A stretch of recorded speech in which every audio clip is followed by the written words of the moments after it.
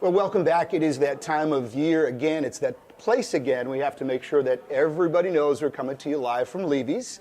And we thank Levy's a lot for, again, being our sponsor. So if we are at Levy's and it's in May, and we got a guest, Lou Pinella, that means it's time for the Rick Wood Classic. So an honor to be with some baseball royalty. Played 1,700 games, managed over 3,000 games, 3 World Series rings, and we'll get into all that. We'll start simple, Lou. How much do you know about the city of Birmingham and about Rick Wood Field? Well, Rick Wood Field is one of the oldest, if not the oldest, baseball park in this country. And Birmingham is a wonderful city. I mean, I've been here before. I've loved their barbecue throughout the years that I've been here. And the Barons have been an institution in this town forever. And they're part of the Southern League. Southern League. Tomorrow they're playing the Biscuits, Montgomery Biscuits. And for about 10 years, I owned a small piece of the Montgomery Biscuits. And I'm looking forward to watching the game tomorrow. Well, our Barons fans are glad that you sold that. I'm glad that you sold it. Now we can beat them, and I can feel good about that. Why not? There you go. You following another Yankee. I mean, I don't know who put this all together, knowing that I'm from Westchester County, but Bucky Dent was here last year. Yeah, Bucky was here last year. He told me what a great time he had. Bucky was a wonderful guy, a wonderful teammate, very steady shortstop. It hit probably one of the biggest home runs ever in Yankee history when he hit that 3-run homer in the playoffs in 1978 against the Red Sox in Fenway Park. And he told me, you're going to really enjoy coming to Birmingham and meeting the folks there and going to the ballpark, et cetera, et cetera. And here I am, and I'm looking forward to it. Yeah, he, like you, looked like he still got some fungal and some BP left in you. No, he might. I don't. My legs are good for golf, and that's about it. All right, let's go through from Baltimore, then Cleveland. But you made your mark as the Rookie of the Year with the Kansas City Royals. It took me a while too, Curt. I signed in '62. I played in Selma for about 3/4 of that season. I joined the team probably at the end of May. Then I went to the Carolina League. Selma was D-ball at that time. There was no A, AA, and AAA. It was D, C, B, A, AA, and AAA. A lot of teams in the minor league. So I went from the Florida Alabama League in Selma to Newport News, Virginia, and that was a Carolina League, and I think it was B-ball. And then I went to AA in Elmira, New York, and I played for Earl Weaver. That was an experience.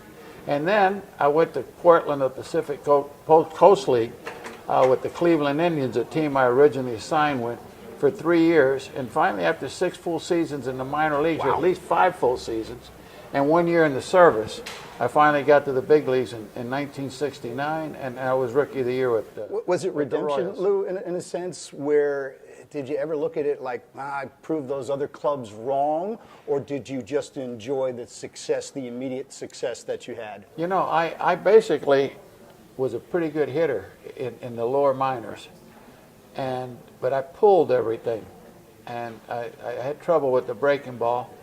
I had to learn to stay inside the ball. I had to learn to hit the ball right center, left center. So it took me a while, and finally it all came together my second full year in AAA. And I got like 3,000 at-bats at the minor league level. So basically when I got to the big leagues, I was prepared. Now they rush kids through the system, and they're not quite ready for the big league stuff, especially hitting. And you know, when I played, you didn't want to strike out too often. If you struck out too often, the manager benched you. Now, if you hit home runs and strike out a lot, it doesn't really matter. The game certainly has changed. Yeah, it has changed, but I could see inside your mind where you fit a little bit. I mean, to say that Lou Pinella is old school is kind of a redundant statement. No, I am old school. But now we'll take you to the mid '70s, the trade. Over to the New York Yankees. Best thing that ever happened to me. Really? Oh, by far. Let's talk about it. I was 5 years there with the Royals, and you know, we had a home in Leawood, Kansas. It was a young team that was starting to really get better, and I had the worst year I had in 1973 in the big leagues. I hit 250, and I think I drove like 75 runs, 10 or 12 home runs. I had a bad year, but I got traded to the Yankees, and I cried when I got traded because I liked it in Kansas City. But at the same time, when I went to New York, I realized, boy, this is where you really want to play. And now, in my first year, we played at Shea Stadium. We didn't even play at Yankee Stadium was being Stadium. renovated. They were renovating Yep. it, yeah. 2 years at Shea Stadium. I hit the ball, my first year I hit 315 there, and the second year I hit over 300 again. And then I became a Yankee for the next 12 or 13 years. We won a few World Championships, went to the World Series 4 or 5 times, and I played for a lot of good managers. Billy Martin, Yogi Berra, Bob Lemon, just to name a few. And I learned quite a bit there. And truthfully, after playing, I was ready to go into the business world, and Mr. Steinbrenner said, you need to stay in baseball. One of these years, I'm going to let you manage the Yankees. And a year and a half's time removed from playing, I was managing the Yankees, which I've always been very appreciative of. I really am. I don't think any other manager, any other owner would have taken a chance on me managing that soon without any experience at the minor leagues or so forth. Then I went to Cincinnati for 3 years with Marge, and that was quite a difference. Marge would let me do my job, but she didn't want to spend much money on the team.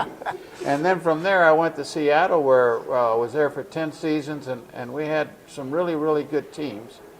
And from there, I went home to Tampa Bay, which is, from a baseball standpoint, was a mistake. But it was home.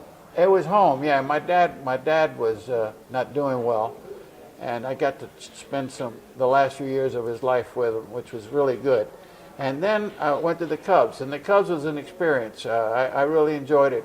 And 1,800 and some wins later, 23 years managing in the big leagues, I had a nice career. Yeah, I didn't realize till I looked it up. You managed twice as many games as you played. I mean, unbelievable. That's a long career. You know what? And I tell you what, I felt it too. Managing's a lot tougher than playing. Believe me, playing is fun. You're only responsible for yourself and how you contribute to the team.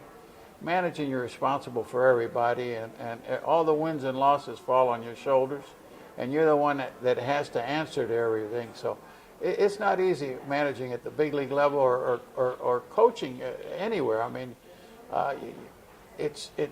when things are going well and you're winning, it's a lot of fun. But when it's not, it really isn't. I got to go back to 1978. I've been waiting 30 years. Yankee fans want to know. Everybody wants to know. Most fun year I've ever had in baseball. All right, so Bucky hits the home run. Yeah. But there's a play in the 9th inning. Yes. That you can go YouTube it right now. Yeah. There's a fly It ball. was a good play. To right field. Yeah, it was a did line you drive. fake it, or did you not? No, it was a line drive hit by Jerry Remy. I Right. didn't see it. You didn't see Big it. ball of sun. Fenway wasn't double decked like it is Right, now. It was lower, right. so there's a huge ball of sun right over home plate. And I told Bob Lemon, our manager, about the 7th inning, boy, if the ball's hitting the line to me, you can't see a thing. What I did right there was I sort of backed up without panicking, not letting the base runner know that I was having trouble. And I gave more time for the ball to come out of the sun. And it did. I leaned over and I caught it, made a nice throw to third, and kept Burleson at first base. You've said, Lou Pinella, our guest here on our Rick Wood Classic here at Levy's Jewelers, Levy's Fine Jewelers. You have said off air a little bit that you won, Seattle has inducted you into the Hall of Fame, but you said, I'm a Yankee. But take me back, I got to find out more about the 116 wins in 2001. Great season. It just pancaked everybody. No, it really was a great season. You know, the only thing that team lacked was it was a team made for a full season, because we had really good depth, we had a nice bench, but in postseason you need a different animal, and by that I mean you need really, really good starting pitching. Did you know going into the postseason that you might come up short, even though you had this? I knew that the first round of the playoffs, which was Cleveland, and Cleveland had a darn good team. Right. Omar Vizquel, the manager of Right. the Barons, played for that team, and he was a heck of a player. But, you know, they beat us, and that was a year, 2001, when the Twin Towers went down in New York. And even though we lost, I felt good in a way for the city of New York, because they needed something after that devastation. And unfortunately, that year they didn't win the World Series, but anyway, they went into the World Series. Lou, have you had a chance, does one think about, and now that Omar Vizquel is managing the Barons, I ask him the same thing.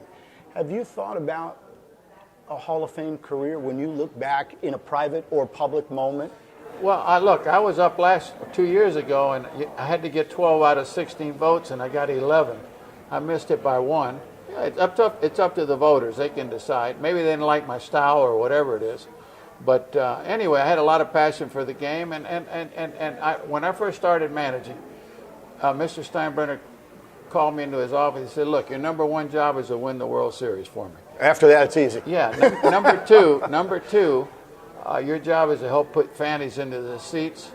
And he says, baseball is a business, it's a sport, but it's also entertainment. So he says, I want the back page of that New York Times and Daily News. So if you get kicked out of the game, put on a little show for the fans. But anyway, the amazing thing about it is that I had really good teams in Seattle.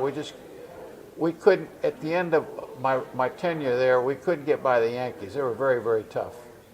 I wish there was more time. I could sit here until next year's Rickwood Classic. Lou Pinella, our guest here. Thank you. We'll be back.